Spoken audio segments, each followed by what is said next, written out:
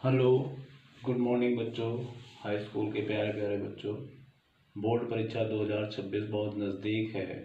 आपके लिए science paper से मैं वस्तुनिष्ठ प्रश्नों से, फिजिक्स पार्ट से कुछ प्रश्न लेकर आया हूँ। बहुत ही महत्वपूर्ण है 2026 बोर्ड परीक्षा की दृष्टिगत से। पहला प्रश्न है, और एक बात बहुत महत्वपूर्ण सुनिए, अगर आपने चैनल को सब्सक्राइब नहीं किया बच्चों तो सब्सक्राइब करिए ताकि आपके पास महत्वपूर्ण वीडियो आप तक पहुंच सकें। थैंक यू बच्चों। ध्यान देके सुनिए। पहला क्वेश्चन, निम्न में किसके सामने रखी वस्तु का प्रतिबिंब सीधा, आभासी तथा छोटा बनता है? तो बच्चों पहला ऑप्शन है उत्तल लेंस, दूसरा अवतल लेंस, तीसरा अवतल दर्पण और डी समतल दर्पण। तो इसका सही आंसर है अवतल लेंस। इसमें टिक लगाएंगे या अपनी OMR शीट में बी वाले पार्ट को आप काला करेंगे। ठीक है। क्वेश्चन दूसरा, गोली दर्पण कांच के जिस खोखले गोले का भाग होता है उस खोखले गोले के केंद्र को कहते हैं, क्या कहते हैं? ध्रुव, वक्रता केंद्र, मुख्य फोकस, इनमें से कोई नहीं। तो क्या कहते हैं? उस वृत्त के केंद्र को कहते हैं वक्रता केंद्र। बी नंबर इसमें भी आपका सही है। तीसरा, यदि कोई वस्तु उत्तल लेंस के सामने 2f1 दूरी पर स्थित हो तो लेंस से उसके प्रतिबिंब की दूरी क्या होगी?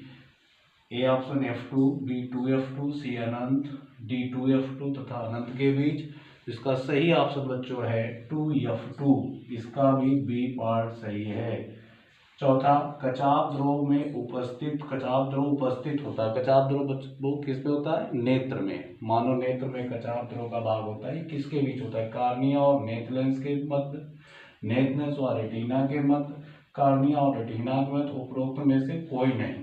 तो इसमें है नेत्र लेंस व रेटिना के मध्य। इसमें है नेत्र लेंस और रेटिना के मध्य।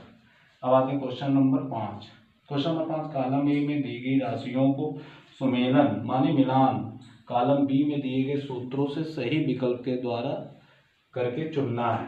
तो पहला कॉलम ए में है विद्युत धारा के सामने क्या लिखा? P बराबर W/T। विद्युत शक्ति विभव के सामने लिखा R बराबर V/I। विद्युत प्रतिरोध के सामने लिखा V बराबर W/Q। विद्युत शक्ति लिखा I बराबर Q/T।